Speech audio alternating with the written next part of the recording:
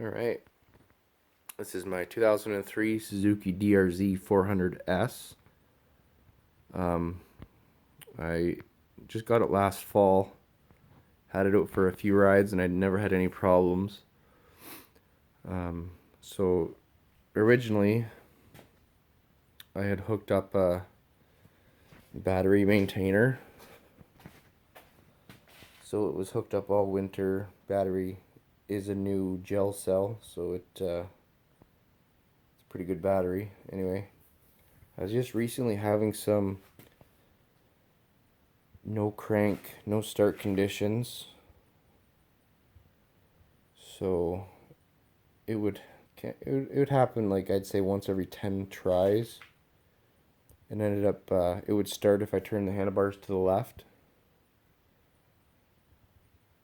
I thought it was I was thinking this wiring harness here was going to be the problem, just because of the way it kind of bends with the steering.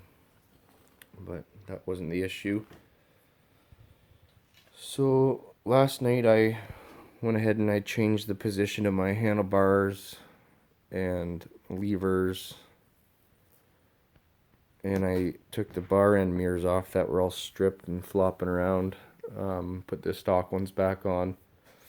Anyway, so I had the headlight bezel off,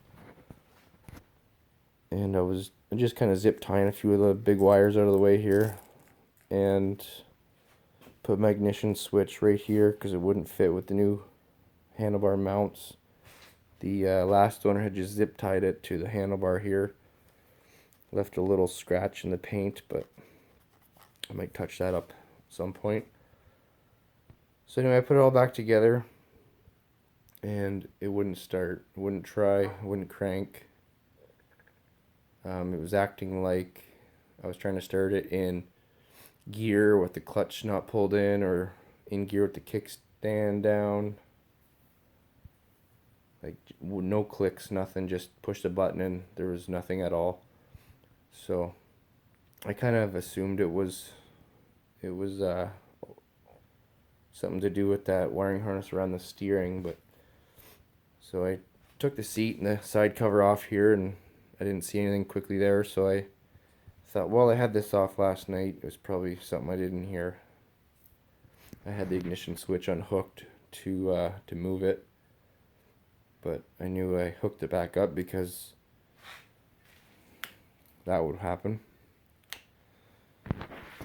So I took this little rubbery Velcro thing off. This wire was in there like this, I'd say. So before it was probably like that, so it would connect enough to start when you turned. But last night I think I pulled it apart just by just touching it. So today I found the problem I knew I was in here, so I just touched like that, tried it, and it started. This wire was obviously in here, but that's alright. So I think I'm either going to pinch the female end, get some more tension on this connection, and leave it until I do my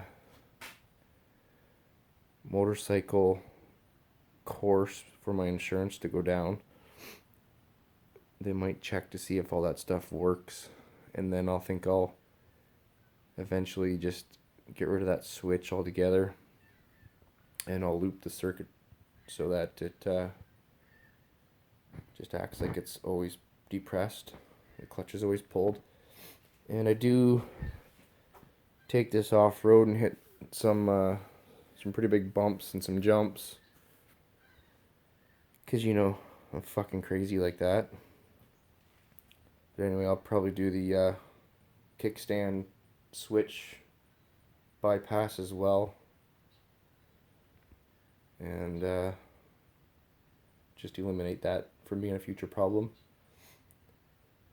And I'm gonna get a different fuel petcock for a Raptor. I still got this stupid vacuum one here, so I've heard that they've been a problem, causing hydrolock issues and fuel leaks and all that shit. So I'll get rid of that while I can before it's a problem. So yeah, if you're having issues with your DRZ not starting all the time, or intermittently not starting, that's, you know, 3 screws are in there. You might as well check that out first. That's just for the clutch switch though. But I think that connection might be a problem for a lot of people because they're pretty weak. But I'd check that out and bypass that if you want, or just, if you really like having that clutch switch and you're sure your clutch switch will never fail, which I can't see that ever happening. I think it would fail too at some point. You could solder these together, just get rid of this connection altogether and slide some shrink tube over that and solder it and shrink tube it, and you'd never have a problem there. But then you're just relying on your switch never failing, which I don't know if I would or not, but I think I'm gonna get rid of mine. But yeah, that's what I would check if I were you. That's about it. Thanks for watching.